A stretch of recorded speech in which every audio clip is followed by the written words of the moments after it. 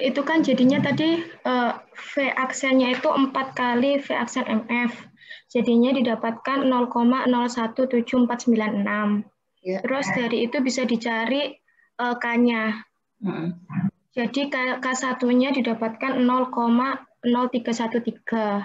Oke. Nah, itu masuk ke persamaan lagi buat nyari VMF-nya, Bu. Tapi saya belum dapat.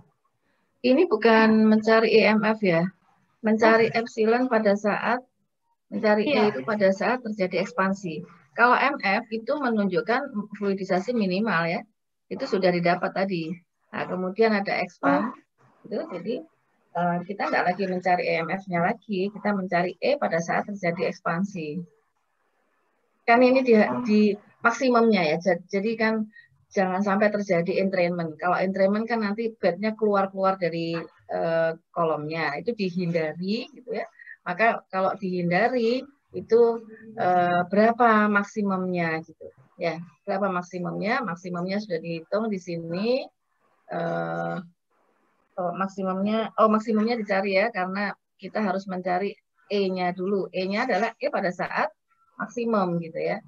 Nah, jadi ini bukan pada saat minimal, ini fluidisasi minimum kalau EMF ya. Tapi kita mencari epsilonnya pada saat, enggak pada saat fluidisasinya maksimum. Karena ini entrainment, jangan sampai terjadi entrainment. Jadi ini dihalangi. Jadi range-nya itu fluidisasi mulai dari fluidisasi minimum sampai fluidisasi maksimum. Kalau sudah melebihi maksimum akan terjadi entrainment ya. Jadi entrainment itu ya itunya bednya akan keluar-keluar dari kolomnya. Gitu ya, Odina? Iya, baik Bu. Oke, silakan stop share. Kemudian saya masuk pada materi yang berikutnya, yaitu mixing ya. Mixing atau pengadukan dan pencampuran ya.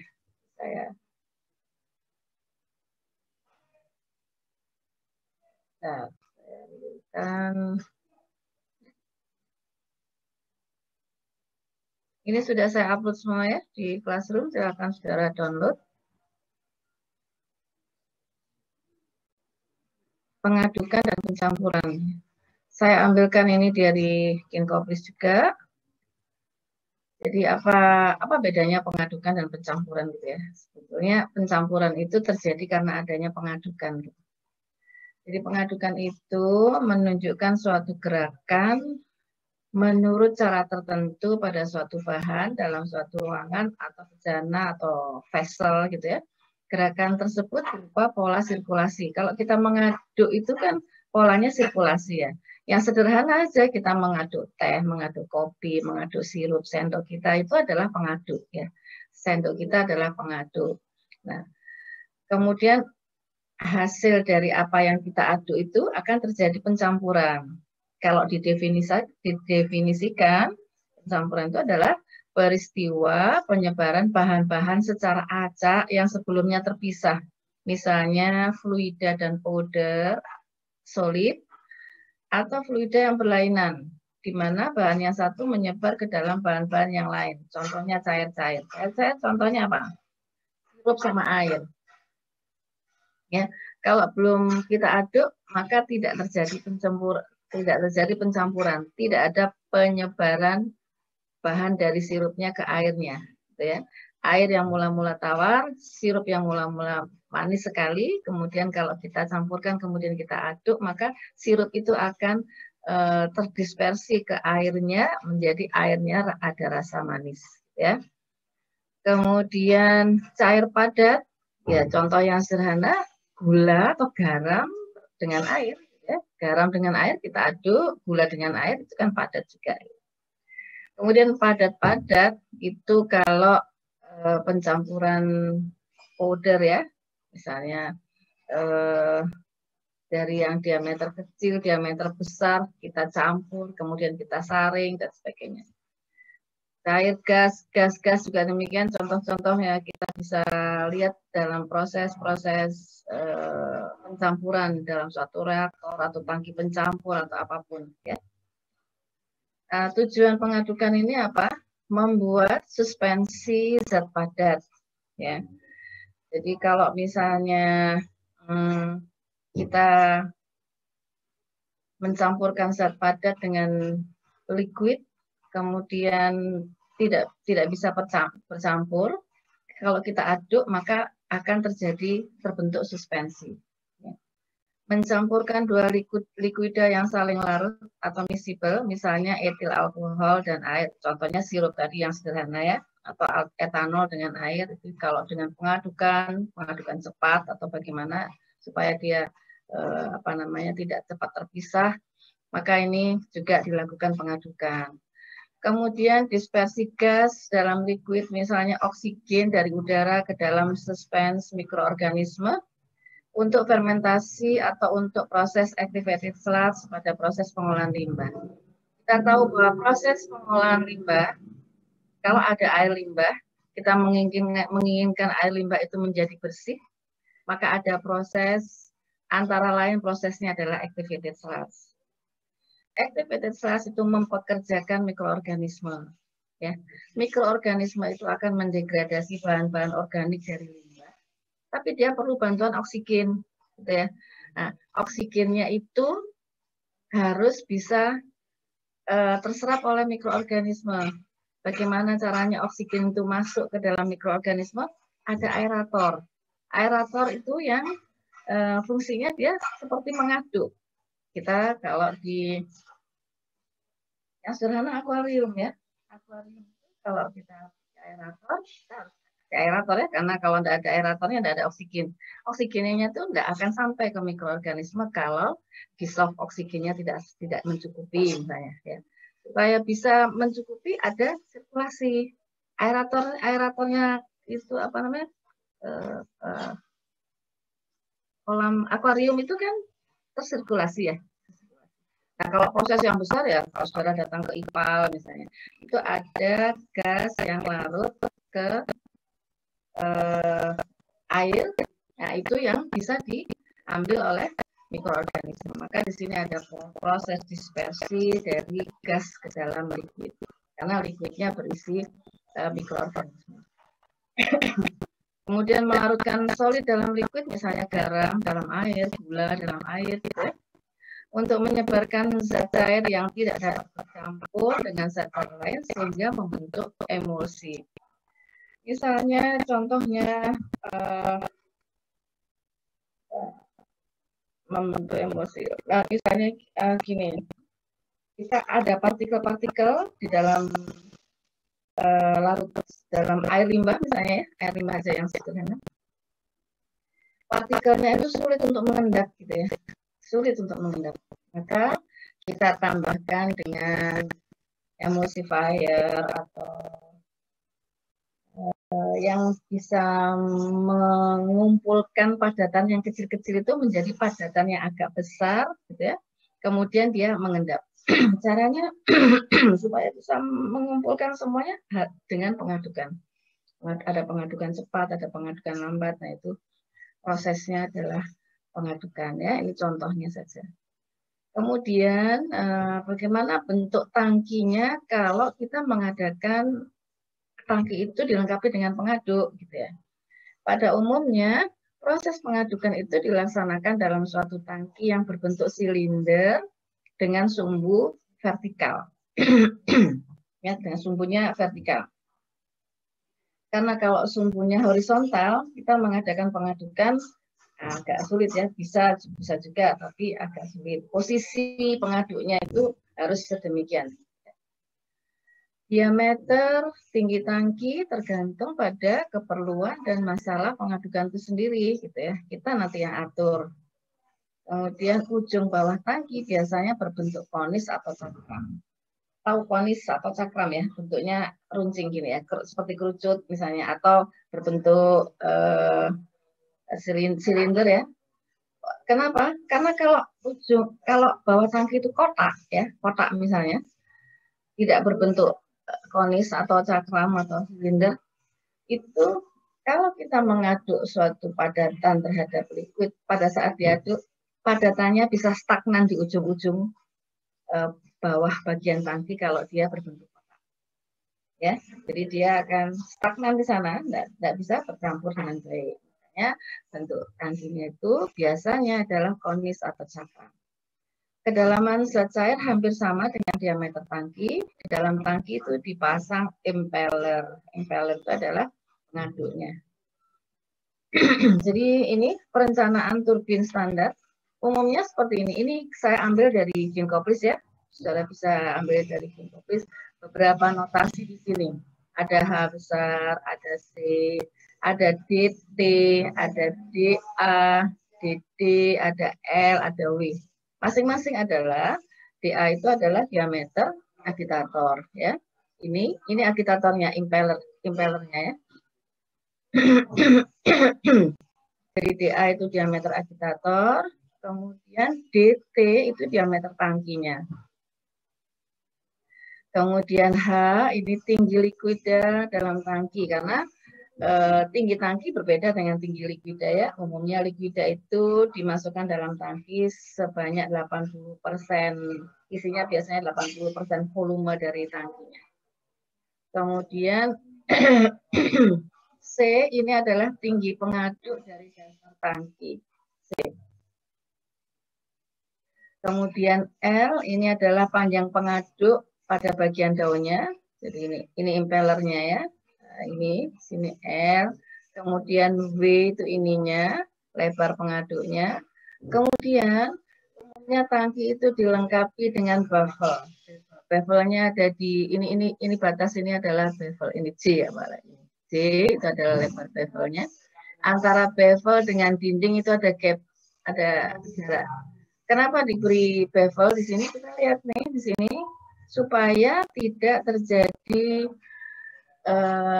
apa namanya, kalau kita mengaduk yang cepat itu kan terus ada semacam buih atau apa gitu ya,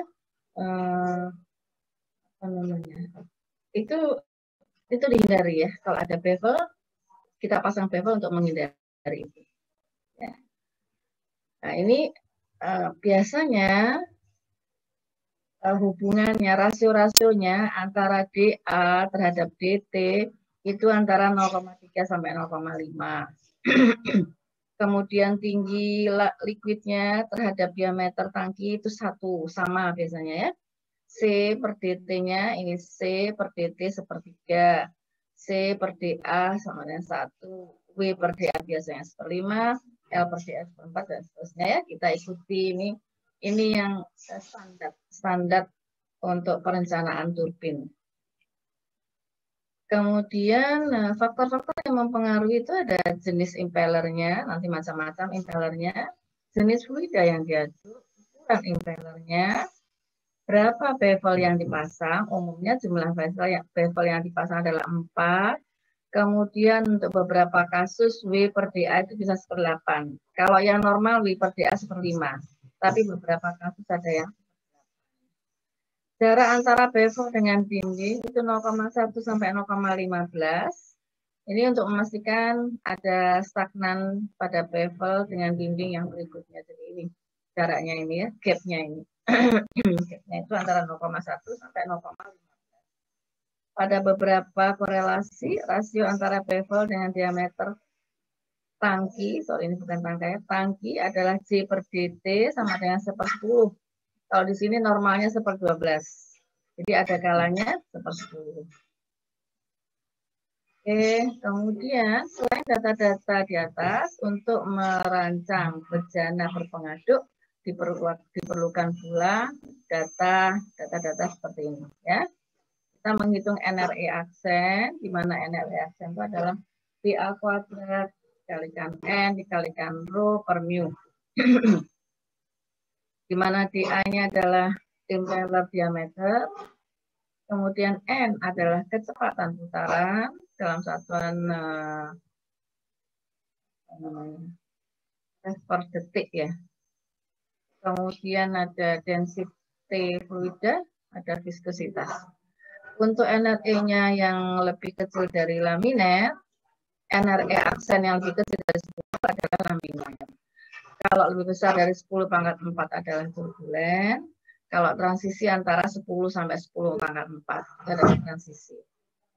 Nah, kalau kita sudah dapat NRE aksen ini, maka kita mencari power number atau NP atau angka daya. Ini diperlukan untuk menghitung kebutuhan daya.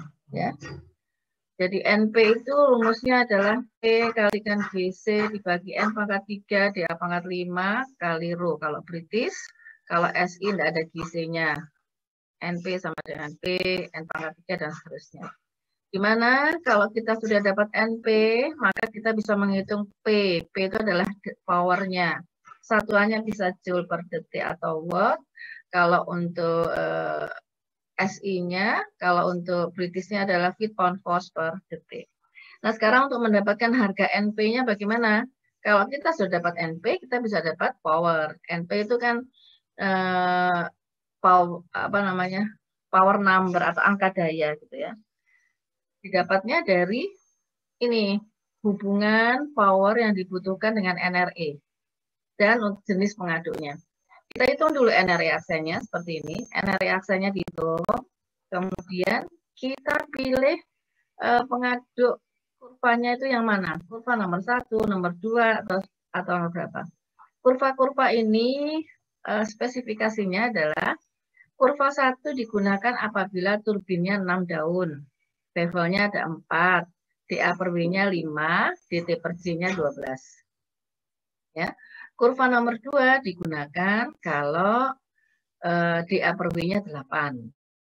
Kalau yang nomor 1 DA per W-nya 5, kalau kurva nomor 2 DA per W-nya 8.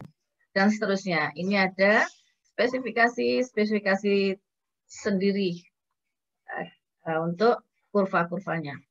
Kalau kita misalnya menggunakan kurva nomor 1, NRE aksennya tahu, ya, NRE aksennya misalnya 10/100 misalnya, 10 pangkat 2, kita hubungkan ke kurva nomor 1. Kalau sudah terhubung ke kurva nomor 1, kemudian kita baca sebagai NP. Ya. NP-nya kita tahu, maka powernya akan tahu. Ya, jadi seperti itu. Nah, jenis-jenis impellernya ada seperti ini gambarnya. Berdasarkan bentuknya ada 3 macam jenis impeller yang biasa digunakan, yaitu propeller, baling-baling, pedal, dayung, dan turbin. Nah, kalau propeller itu seperti ini bentuknya. Propeller merupakan impeller aksial dan berkecepatan tinggi untuk zat cair yang berviskositas rendah. Ya. Biasanya berputar pada kecepatan antara 400 sampai 1750 RPM per revolution per menit, round per menit ya, putaran. Jenis propeller yang paling banyak dipakai ialah propeller kapal berdaun 3. Ini kapal berdaun 3 itu seperti ini. Ini propeller ya. Ini, nah kita lihat sirkulasinya seperti apa. Sirkulasinya kalau kita menggunakan propeller itu ke atas, ke bawah, ke atas, ke bawah gitu ya. Kalau propeller. Kalau pedal dia begini. Jadi ini putarannya berputar. Kemudian dia seperti ini gambarnya. Nah, dia begini putarannya. Jenis pengadukan ini untuk kecepatan rendah 20-200 RPM biasanya digunakan 2-4 blade. 2-4 blade. Panjang total impeller pedal 60-80% dari diameter tangki dan lebar blade-nya 1/6-1/10 dari panjangnya. Pada kecepatan yang sangat rendah, pedal dapat memberikan pengadukan dalam perjalanan tanpa sekat. Pada kecepatan tinggi baru diperlukan bevel. Bevel itu menghindari ini korteks namanya, korteks. Jadi kalau sekarang ngaduk sirup ya terlalu cepat, maka nanti akan ada korteks ya di tengah itu yang meruncing ke bawah. Nah itu bisa menimbulkan busa. Nah itu yang dihindari ya. Arus yang bergerak keluar dinding lalu membelok ke atas dan ke bawah arusnya ini ya. Turbin menyerupai agitator dayung berdaun 4 atau 6 dengan daun-daun agak pendek dan berputar pada kecepatan tinggi pada suatu poros yang dipasang di pusat bejana.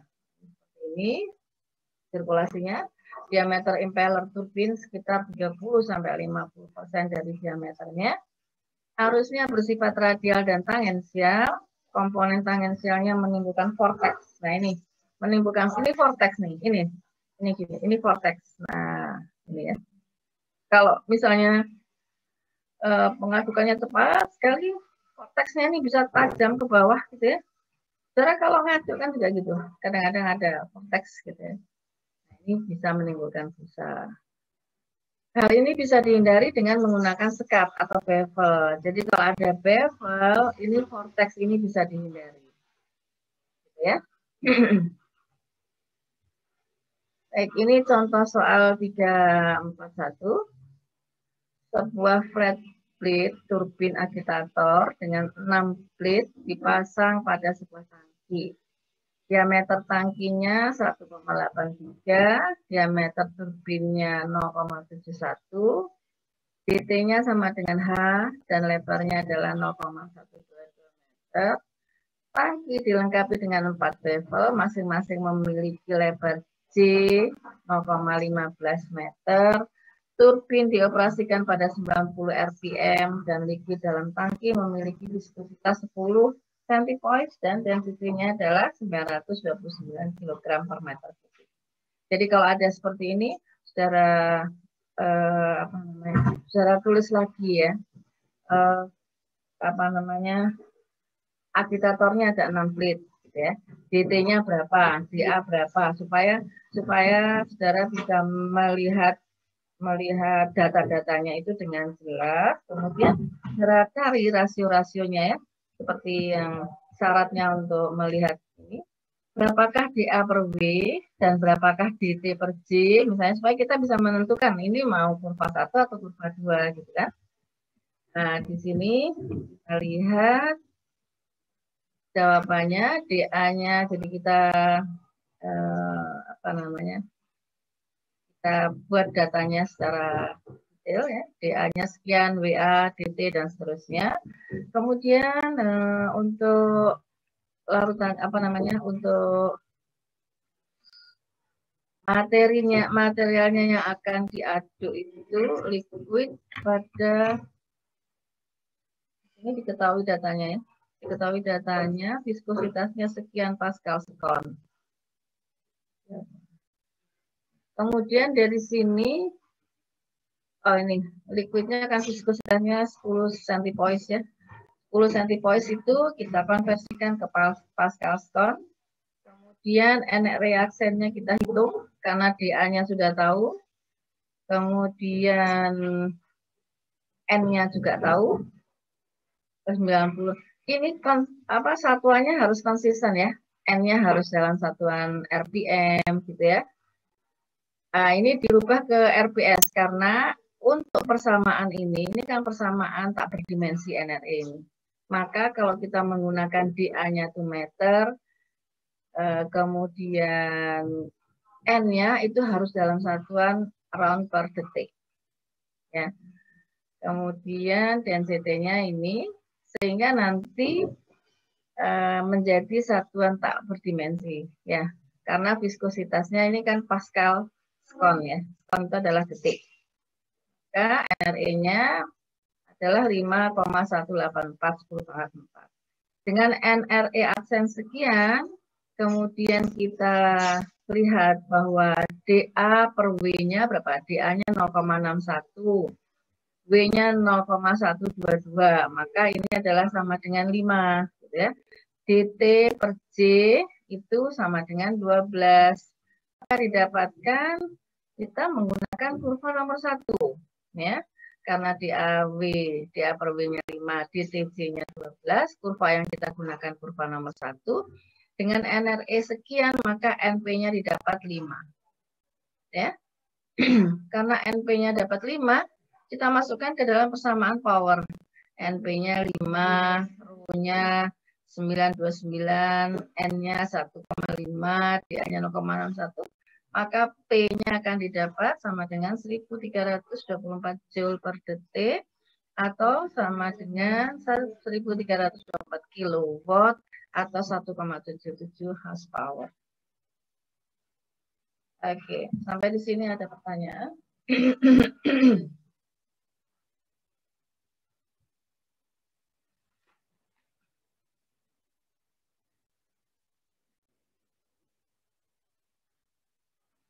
Baik, kalau tidak ada, saya lanjutkan agitator scale up.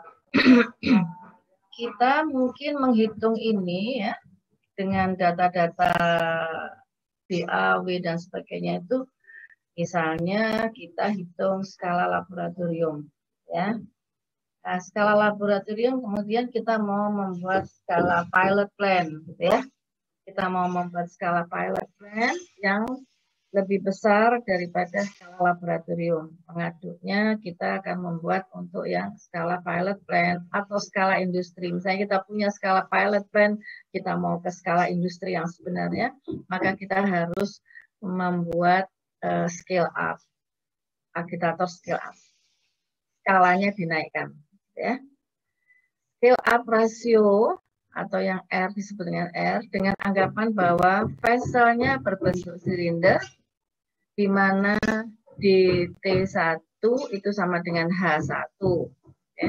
Maka V1 itu adalah Pi per 4D kuadrat per 4, Pi per 4D kuadrat dikalikan H1, itu adalah volumenya, dikalikan tinggi, ini luas, dikalikan tinggi. Maka kalau DT1 sama dengan H menjadi Pi per 4 DT pangkat 3. Kemudian rasio volume di sini kita lihat rasio volume yang di scale up terhadap rasio yang terhadap volume yang kita punya itu adalah V2 per V1. Kita gunakan di sini T-nya, DT-nya DT2, di sini DT1. Maka di sini DT2 pangkat 3 dibagi DT1 pangkat 3. Ya. Nah, sehingga scale up rasionya itu adalah R sama dengan V2 per V1 pangkat sepertiga. Karena di sini ada 3 gitu ya. Jadi V2 per V1 pangkat sepertiga atau scale up itu sama dengan DT2 per DT1. Ya. Penggunaan harga R, DA2 sama dengan R dikalikan DA1. C2 sama dengan R dikalikan C1. Ya. Jadi yang penting kita punya scale up ratio itu, R-nya itu yang kita. Nah, untuk menghitung speed-nya, N2 itu sama dengan N1 dikalikan super R pangkat N kecil, sama dengan N1 dikalikan DT1 per DT2 pangkat N kecil. N kecil ini apa? N kecil ini kita sesuaikan kalau kita menggunakan gerakan liquid yang sama antara 1 dengan 2, maka N-nya kita beri 1. Ya. Kalau suspensi solidnya sama, maka N-nya kita gunakan 3 per 4. Kalau rate mass transfernya yang sama, kita pergunakan N-nya adalah 2 per 3. Power dapat dicari dari persamaan NP apabila N2-nya sudah didapat. Sama seperti yang tadi, hanya saja N1-nya diganti dengan N2. Jadi kita harus tahu NRE-nya dulu, kemudian kita mencari NP, dari NP kita bisa cari P-nya. Ya. Baik. Untuk agitator, saya hanya itu saja yang ingin saya sampaikan, karena saya ambil dari Ginkopis ya, hanya itu saja. Silakan kalau ada pertanyaan. Ibu, saya izin bertanya. Ada yang mau bertanya? Saya, Bu. Boleh, boleh. Jika dalam aplikasinya, untuk penentuan lebarnya bevel itu tergantung jumlah daunnya dari turbin itu, atau turbinnya dulu, jumlah daun turbinnya dulu ditentukan baru mendesain tangkinya, Bu. Ya. Jadi seperti yang tadi saya jelaskan bahwa untuk mendesain tangki itu ada beberapa syarat ya. Antara lain itu juga ini apa namanya, fluida yang akan diadu itu apa? Ya, seperti ini faktor-faktor yang mempengaruhi perencanaan turbin standar ini kan. Desain ini yang perlu. Kita mau menggunakan impellernya apa, itu juga merupakan salah satu syarat. Fluidanya yang akan diadu itu apa? apakah fluidanya viskositasnya rendah atau tinggi. Kalau rendah itu dengan kecepatan tertentu dia akan membentuk vortex, maka kita perlu bevel berapa, gitu ya. Bevel itu kan untuk menghindari terjadinya vortex sebetulnya. Ya. Maka apakah vortexnya cukup, bevelnya cukup 2 atau 3 atau 4 gitu ya. Nah itu dari situ kemudian juga jaraknya tadi sebetulnya kalau jarak dari dinding ke bevel itu antara 0,1-0,15 itu untuk menghindari terjadinya stagnan dari fluida yang kita aduk supaya semuanya teraduk gitu ya. Jadi ada jarak antara dinding sama bevel itu ada ini 0,1 sampai 0,15. Gitu ya, Fatimah? Oh iya Bu, saya mau tanya lagi, Ya.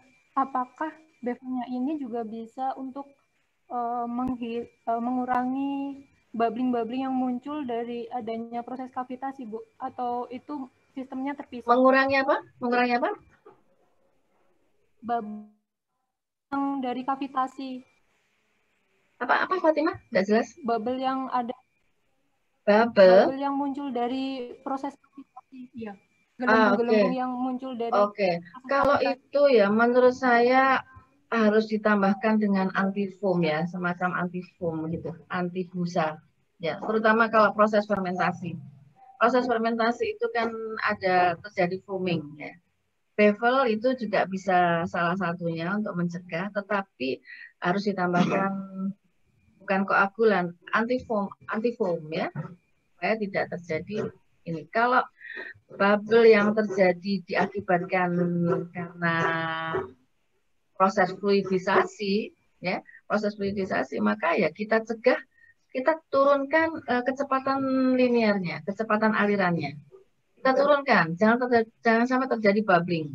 Karena kalau terjadi bubbling itu di atas maksimal akan entrainment gitu ya. Bevel pun tidak bisa mencegah itu. Walaupun dengan bevel. Jadi kecepatan alirannya itu yang harus kita atur. Oh iya Bu, soalnya dulu saya bekerja di proses industri pembuatan puding siap makan gitu. Terus itu produknya itu banyak yang di BS-kan karena banyak bubble-bubble yang terperangkap di situ, Bu. Nah, padahal udah mencoba berkali-kali ganti antifoam yang paling bagus, tapi tetap gitu. Tetap ada. Sudah dikasih antifoam? Iya, sudah berkali-kali coba juga tetap BS-nya juga banyak gitu, Bu. Mungkin kalau dari sini mungkin bisa dari sistemnya ya, Bu, berarti. Kenapa?